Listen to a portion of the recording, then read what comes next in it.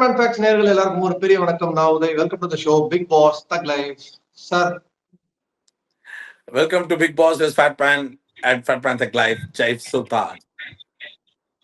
முதல்ல ஒரு விஷயம் கிளியர் பண்ணிடலாம் சார். நேற்று நிறைய பேர் வந்து தப்பா நினைச்சிட்டாங்க. நம்ம சொன்னோம், அப்படி இருந்து நிறைய பேர் நேற்று தான் லாஸ்ட் டே நினைச்சுக்கிட்டாங்க. எனக்கு மெசேஜ், உங்களுக்கும் ஆப்வியஸ்லி மெசேஜஸ் வந்திருக்கும். ஐயோ, நிறைய பேரு மக்களே மறுபடியும் கிளாரிஃபை பண்ணிடுறேன்.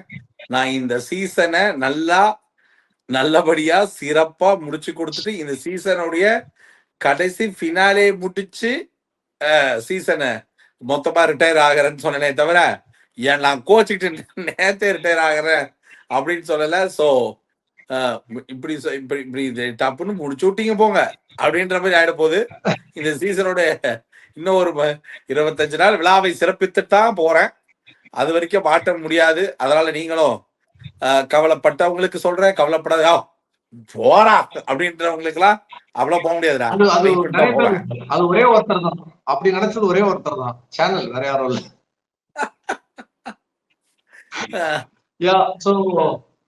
Super sir. ஸோ இன்னைக்கு ஷோ போலாம்.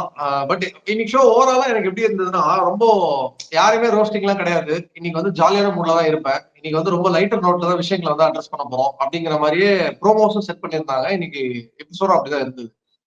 மொத்தத்துல ரொம்ப சீரியஸான ஒரு விஷயம் அந்த கனி சாண்ட்ரா நடுவில் நடந்தது. அதை கூடயுமே வந்து ரொம்ப லைட்டா தான் டச் பண்ணி ரொம்ப ரொம்ப பகமானமா அதை ஹேண்டில் பண்ண மாதிரி இருந்தது. ஸோ இந்த 2 நாள் இன்னைக்கு ரெண்டும் ஒண்ணுதான். தேவையான விஷயத்துக்கு கோவப்படல, தேவையான விஷயத்த கரெக்டா அட்ரஸ் பண்ணலன்னு எனக்கு ஃபீல் ஆச்சு. உங்களுக்கு எப்படி இருந்தது? ஆக்சுவலா ஒரிஜினலா சொல்லணும்னா இன்னைக்கு ஷோ பொறுத்த வரைக்கும் ஒரு ஒரு சாண்டா கிளாஸ், நானே சொன்னல சௌந்தர்யா வந்து உள்ள போறா, சௌந்தர்யா சாண்டா கிளாஸா போறான்னு, அதுக்கு லீடு கொடுத்து சௌந்தர்யாவோட யூஎஸ்பி ஸ்டெப்ப ஒரு டான்ஸாவும் கொடுத்து ரெடி பண்ணி ஒரு மாதிரி ஒரு பெரிய இதை எடுத்து ரெடி பண்ணி அமிச்சேன். ஏன்னா போன சீசன்ல அதாவது 7th சீசன்ல பூர்ணிமாவே போன ஒரு ஜோக்கர் மாதிரி போனாங்க நினைக்கிறேன். சாண்டா கிளாஸ் மாதிரி போல நான் நினைக்கிறேன், ஜோக்கர் மாதிரி போனாங்க. எங்க சீசன்ல வந்து ஜாக்லினோட இவரு ஃப்ரெண்டு ஒருத்தர் அவரு வந்தார் நினைக்கிறேன் சாண்டா கிளாஸ் மாதிரி. ஸோ இந்த சீசன்ல வந்து போனவங்களே திருப்பி அனுப்பணும்னா நடிப்பு அரக்கனை தவிர சாண்டா கிளாஸ் பண்ண முடியாது. பட் சாண்டா கிளாஸ் இந்த சாண்டா கிளாஸ் விஷயத்த நடிப்பரக்கனுக்கு கொடுத்தா கிறிஸ்மஸ்லயே பிரச்சனை வரும்ன்றதுனால நாங்க அந்த கிறிஸ்மஸ்க்குள்ள எந்த ஒரு கலவரமும் வந்துடக்கூடாதுன்றதுக்காக நாங்க வந்து நடிப்பை அரக்கிய உள்ள இறக்கிருக்கோம். அதனால அதோட ஸ்டார்ட் ஆன அந்த ஷோ ஆக்சுவலா ஒரு பாயிண்ட், ஒரே பாயிண்ட் தான். என்னன்னா சாண்ட்ராக்கு இந்த பர்டிகுலர் இஷ்யூவோட புரிதல் சரியா. இதேதான் இந்த வீட்டுல இருக்கிற நான் என்ன எதிர்பார்த்தேன்னா, இந்த இஷ்யூவை அவர் டேர்ன் ஆஃப் பண்ணுவாருன்றது நல்லா தெரியும். இப்போ ஃபார் எக்ஸாம்பிள் ஹோஸ்ட் வந்து எந்த கேள்வி கேட்டாலும் முரண்பட்டு எதிரும் புதிருமாலாம் பேசுறதுக்கு அங்க சாய்ஸும் இல்ல, ஸ்பேஸும் இல்ல சரியா. இது எப்படின்னா இது 2த்துல 1 தொடுன்ற மாதிரி இருக்கு. ஏன்டா விரலே ஒண்ணுதான், அப்புறம் என்ன இதுல 2 அப்படின்ற மாதிரி சாய்ஸும் இல்ல, ஸ்பேஸும் இல்லாத ஒண்ணுத்த கொடுத்து பேசுற மாதிரி சாண்ட்ரா கிட்ட. நான் எதிர்பார்த்தது என்னன்னா, அவர்கிட்ட இந்த வீட்டுல இப்ப நான் உங்ககிட்ட கேட்ட கேள்வியில ஒரு பாயிண்ட்ல தப்புன்னு புரிஞ்சு ரொம்ப நேரம் எடுத்து என்ன எதிர்பார்க்கறாங்கன்னு பேசாமலே அதுவும் புரிஞ்சு இப்ப இந்த சீனை பெருசாக்கணுமா சின்னதாக்கணுமான்ற அறிவோட சரி திரும்பி டக்குன்னு சாரி. இப்ப எப்படி இருந்ததுன்னா, கனி உன்னை சாரி கேட்க வைப்பேன் அப்படின்னு சொன்ன அந்த ஒரு பாயிண்ட் இருக்குல்ல, அந்த பாயிண்ட் எஸ்டாப்ளிஷ் ஆயிடுச்சு. ஏன்னா நியாயம் அவங்க பக்கம்தான், அவங்க பண்ண தவறு தான்.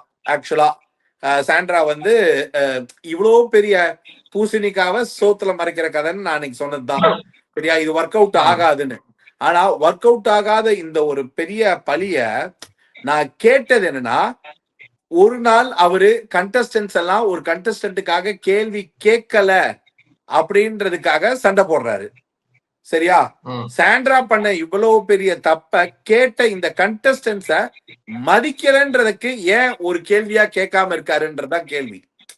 இப்ப சாண்ட்ரா கிட்ட போய் எல்லாரும் கேட்டாங்களா, சாண்ட்ரா நாங்க பார்த்தோம், கிடையாது கிடையாது கிடையாது கிடையாது. அமித் ஓரளவுக்கு உங்களுக்கு தோணுதா இப்படின்னு. இது ஏன் உங்களுக்கு இந்த வீட்டுல இருக்கிற ஒருத்தருடைய கேள்வியில, இப்ப நான் வந்து வீக்கெண்ட்ல வீடியோ பார்த்துட்டு வந்து சொன்னதுக்கு அப்புறம் தான் நீங்க நம்புவீங்களா? நீங்க இந்த வீட்டுல உங்க நம்பிக்கைக்குரியவங்க ஒருத்தருமே இல்லையா? இதைத்தான் அவர் கேள்வியா கேட்பாருன்னு நான் நினைச்சேன் ஆக்சுவலா. கனி சாண்ட்ரா பிரச்சனை, ஏன்னா இதுல என்ன ஓபன் ஷெட் கேஸ் வந்து நீ வந்து ஸ்ட்ரெயிட்டாமா நீ வேணாம். எப்படி நேத்து வந்து திவ்யா கிட்டக்க நீங்க என்ன திவ்யா மேட்டரை நீங்க என்ன விக்ரம் கிட்ட பேசுனீங்கன்னு எங்களுக்கு தெரியும் பார்த்துட்டோம் அப்படின்னு பேச முடியலையோ, இன்னைக்கே நாங்க வீடியோல பார்த்துட்டோம் அப்படி எதுவும் கிடையாது அப்படின்னு சொல்லிட்டாங்கன்னா எங்களால என்ன சொல்ல முடியும்? மீறி எதிர்த்தெல்லாம் ஒன்றும் சொல்றதுக்கு ஒன்றும் கிடையாது. ஸோ ஸ்ட்ரெயிட்டா அதை ஆன்சர் பண்ணி தான் ஆகணும். அதை ஆன்சர் பண்ணணும் போது மேட்ரு அவ்வளவுதானே, முடிஞ்சு போச்சுல. அப்ப நான் என்ன எதிர்பார்க்கறேன்னா, இந்த பேம்பரிங் இந்த ஒரு வாரத்துக்கு தான். நிஜமாவே அடுத்த வாரம் சாண்ட்ரா அனுப்புறதோடைய பிளான் இருக்குன்றது, இவங்க அனுப்புறதுன்றதை தாண்டி அவங்களுடைய டைம் வந்த வேலை ஆதிரைக்கு முடிஞ்சு போச்சுன்னு எப்படி ஸ்கெட்ச் இருந்ததோ அதே மாதிரிதான் இவங்களுக்கும் இந்த வேலை முடிஞ்சு போச்சு. புரிஞ்சுதா? ஆக்சுவலா அதான் பாயிண்ட். அதாவது இந்த வேலைய முடிஞ்சு போச்சு அப்படின்றதுக்கான அந்த ஒரு பாயிண்ட் தான் இது. அவங்களும் எங்க அப்படி இப்படி விளையாடுறதுக்கு இழுப்பாங்களோன்னு இங்க விளையாண்டு பிசிக்கல் டாஸ்க்ல ஆடி இதுல பினாலி வரைக்கும் போக இந்த வன்மத்துக்கெல்லாம் தயாரா இல்ல.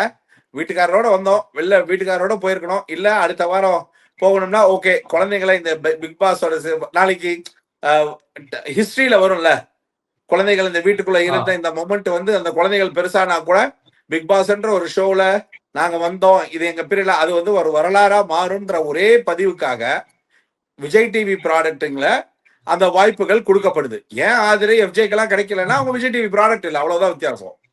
இவ்வளவு கோரமான வேலை பார்த்த சாண்ட்ராக்கு கிடைக்கிற வாய்ப்பு, மறு வாய்ப்பு கிடைச்ச அது ஆதிரையா இருக்கட்டும், இல்ல இவ்வளவு நாள் உங்க கண்ணுக்கு தெரியலையா எஃப்ஜே கெட்டவன்னு, இந்த வாரத்துல வந்துதான் உங்க கண்ணுக்கு தெரிஞ்சுச்சா எஃப்ஜே கெட்டவனு, இப்பவும் உங்க ப்ராடக்ட் ஒண்ணு உள்ள இருக்கணும்ன்றதுக்காக ஆதிரை எஃப்ஜே வெளில தூக்கிட்டீங்களேப்பா. இதுல ஆதிரை இன்னைக்கு நீங்க இந்த சரி அது ரெண்டாவது கூட வரேன். சோ கனி சாண்ட்ரா மேட்டர்ல என்னுடைய கருத்து ஒண்ணுதான். விஜய் சேதுபதி சார் தொடர்ந்து ஒரே தப்பதான் பண்றீங்க.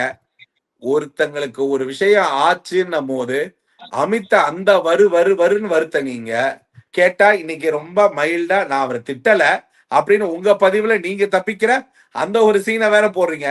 நீங்க செஞ்சதை தான் சார் ஊரே செஞ்சு உங்களை செய்யுன்னு விமர்சனம்ன்ற பேர்ல செஞ்சது. நீங்க எதுக்கு அமித்த திட்டீங்கன்னு, அதனாலதான் அவர் உங்களுக்கு ஒரு கிளாஸ் எடுத்தாரு. நீங்க அவருக்கு திருப்பி வந்து இல்ல நான் திட்டல அப்படின்னு அமித் கிட்ட சொல்லிட்டு போனதில் நான் ஒரு பிரேக் எடுத்துக்கிட்டவான்னு சொல்லிட்டு போனதெல்லாம் எப்படி இருந்ததுன்னா, அவங்க குழந்தைங்களுக்காக இவங்க ரெண்டு பேரும் ஒரு நட்புல இருக்காங்கன்னு காமிக்கிறாங்களாம். புரியுதா உனக்கு? அடுத்த வாரம் அப்பா கிட்ட அவர் வந்து ஜாலியா பேசுவார் அப்படின்னு அவர் சொன்னார்ல. இல்ல அது கிளீனா தெரிஞ்சது சார். இன்னொன்னு இப்போ நீங்க கேட்டதான் வினோத்தை ஒண்ணும் இல்லாததுக்கு போட்டு அந்த அடி அடிச்சாரு. அமித்த வந்து கூட இருந்த சாட்சி அமித்த வந்து நீ கேட்டிருக்கணும், பட் அந்த அளவுக்கு கேட்டாரு.